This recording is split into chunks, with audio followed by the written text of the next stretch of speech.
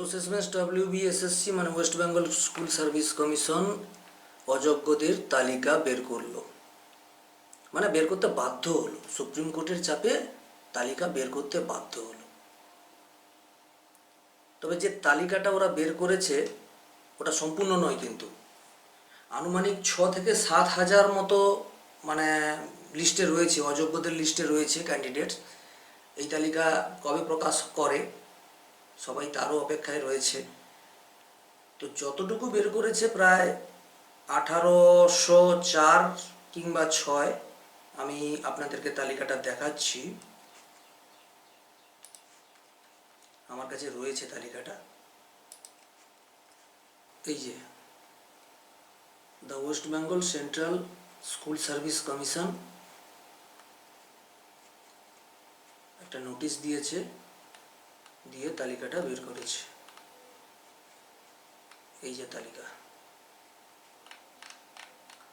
যাই হোক এই তালিকাটা আপনারা গুগলে পেয়ে যাবেন, জাস্ট সার্চ করবেন ওখান থেকে tainted teachers list, tainted list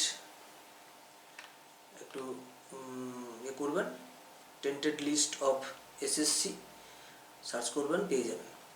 এই যে শিক্ষকদের নাম বাতিল হলো এবং এরা ভবিষ্যতে আর কোনো পরীক্ষায় মানে বিশেষ করে স্কুল সার্ভিস কমিশনের পরীক্ষায় বসতে পারবে না। শুধু তাই নয়, আরও একটা দাবি উঠছে যেটা সোশ্যাল মিডিয়ায় দেখতে পাচ্ছি, যে যারা টাকা নিয়েছে তাদের নামও প্রকাশ করা হোক বা তাদের নামের তালিকাও প্রকাশ করা হোক, এরকম একটা দাবিও উঠেছে। তো এখন প্রশ্ন, এই অযোগ্য তালিকায় যাদের নাম রয়েছে এদের গতি কি হবে? সত্যি খুবই দুর্ভাগ্যজনক। তবে এদেরও বা দোষ কোথায়? 2011 সালে যখন এই তৃণমূল ক্ষমতায় আসে, সেই 11 সাল থেকে 2025 সাল বর্তমান কতটুকু বা নিয়োগ হয়েছে সেটা আপনারাই জানেন। শিক্ষিত বেকাররা যাবে কোথায়? তাদের মধ্যে যারা পেরেছে ওই পরিযায়ী শ্রমিক হয়ে ভিন রাজ্যে কাজের সন্ধানে চলে গেছে, যাই হোক কোনো রকম মানে পেট মাথা সব কিছু বাঁচিয়েছে, টিকে আছে।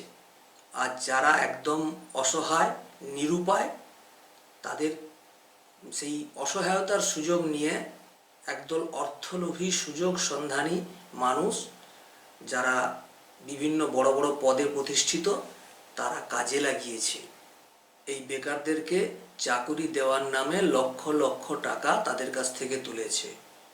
যাদের ক্ষমতা আছে তারা দিয়েছে, বাকিরা সোনা দানা বিক্রি করে, জমি জায়গাপত্র বিক্রি করে, বা কারোর বাবার মানে পৈতৃক সেভিংস সেগুলো বা কেউ ধার করে সেই টাকা সংগ্রহ করে চাকরি পাওয়ার জন্য এদের হাতে তুলে দিয়েছে। আজকে এদের সব চাকরি বাতিল। এরা এখন বলতে গেলে ন দেবায় ন ধর্মায় এরকম একটা পরিস্থিতির মধ্যে রয়েছে। তবে এবারেই খেলা হবে, কারণ যারা অযোগ্য বলে লিস্টেড হয়েছে তাদের উপরে টাকা ফেরত দেওয়ার মানে যতদিন বেতন নিয়েছে সেই টাকা ফেরত দেওয়ার একটা অর্ডার আছে। এবারে এই টাকা ওরা ফেরত দেবেও কোথা থেকে?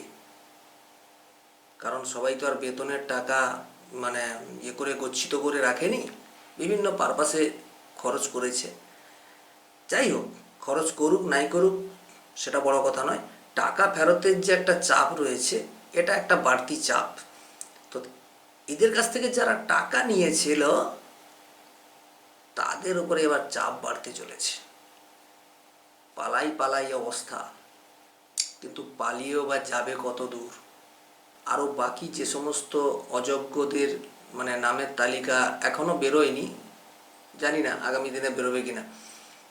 তো পরপর তো একটা মানে চাপ বাড়বে, তো লিস্ট বেরোলেও বেরোতে পারে। আপনারা যারা টাকা নিয়েছেন তারা চেষ্টা করুন এই চাকরি হারা অযোগ্য তালিকায় নাম থাকা বেকারদের টাকা ফেরত দেওয়ার জন্য।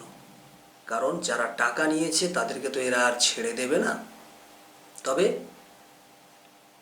লিস্টে নাম থাকা ভাই বোনদেরকে একটাই কথা বলবো,